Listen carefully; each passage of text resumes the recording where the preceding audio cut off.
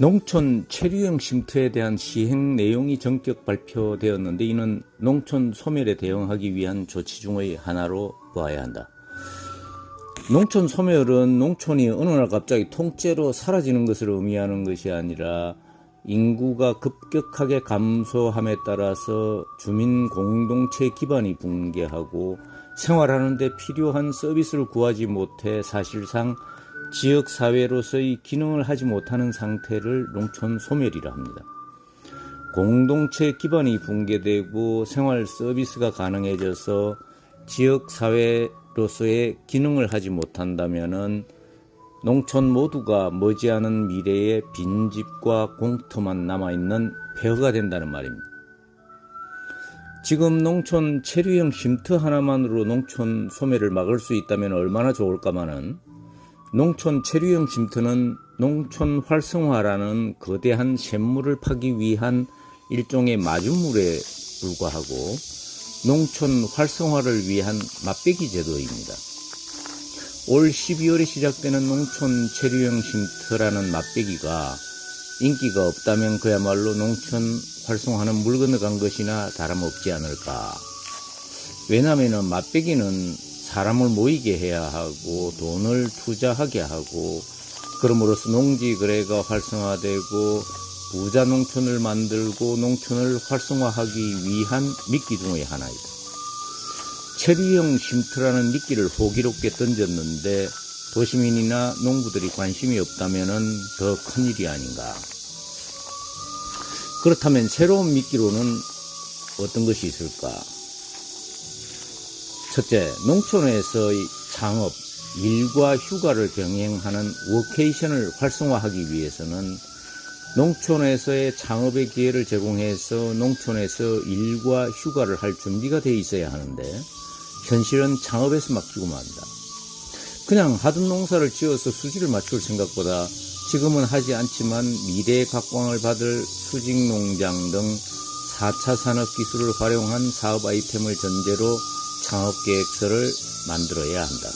그런데 현실은 아이디어만 있고 돈이 없는 사람, 돈은 있지만은 아이디어가 없는 사람, 또 창업을 위한 지속경영을 위한 사업계획보다도 보조금 잘 타내는 방법에 집중하는 사람, 누구에게나 주는 농촌 지원금은 많지만은 나에게 맞는 맞춤형 지원금은 없다고 하소연 하는 사람, 가지각색이다.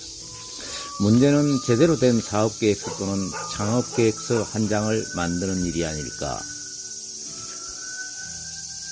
사도 삼촌에 대한 수요가 꾸준히 증가하는 이때 농촌 공간을 사람, 기업, 자원, 사회 서비스 등이 융복합화되는 기회의 장으로 만들기 위해서 가장 시급한 과제는 도시민과 기업을 받아들이기 위한 농촌 지역민들의 열린 자세를 언급하지 않을 수 없다. 저 사람 고향이 어디지? 혹여 내 일을 뺏어가지 않을까?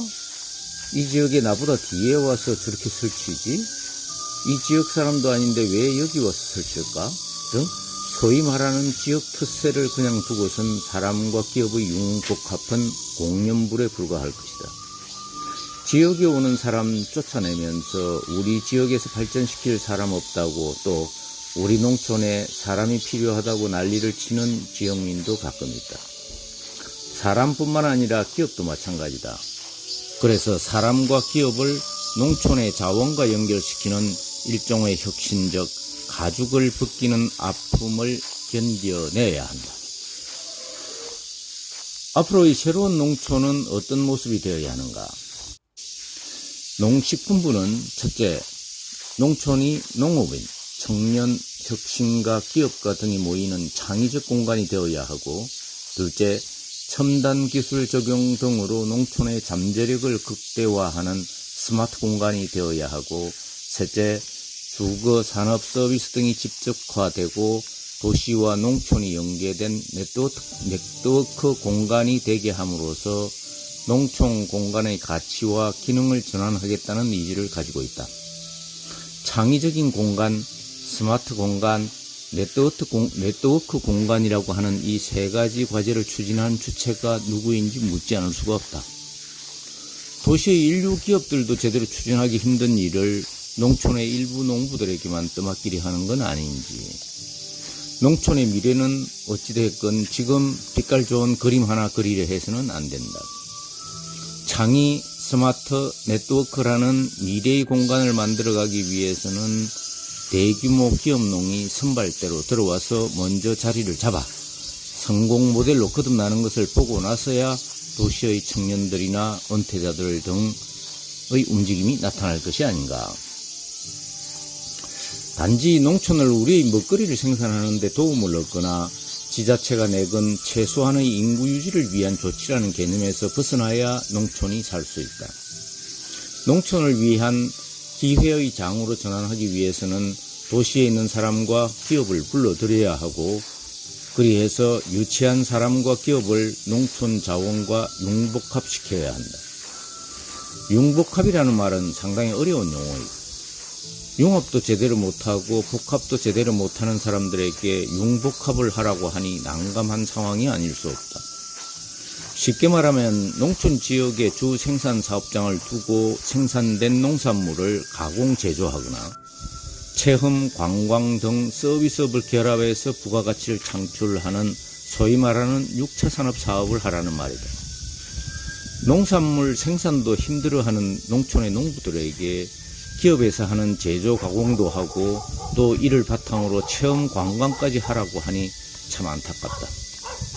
이러한 일은 기업들도 한두 사람이 하기 힘든 일이라서 분야의 전문가를 모시고 경영을 하고 있지 않은가. 단계별로 하나씩 접근하지 않으면 공연불이 되기 십상이다.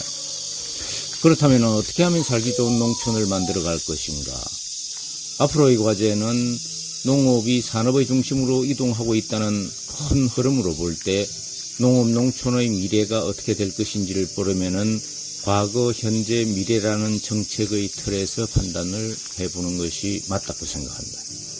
첫째, 과거 불편했던 농촌의 인프라를 살기 편하게 만드는 농촌 공간을 혁신하는 프로젝트. 현재 4차 산업기술이나 첨단 기술을 활용한 기업형 농장, 예를 들면 수직농장 등을 육성하는 프로젝트.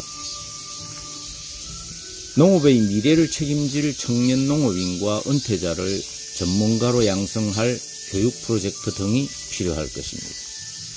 차례차례 시간이 되는 대로 살기 좋은 농촌을 만들기 위한 과제를 구체적으로 살펴보도록 하겠습니다.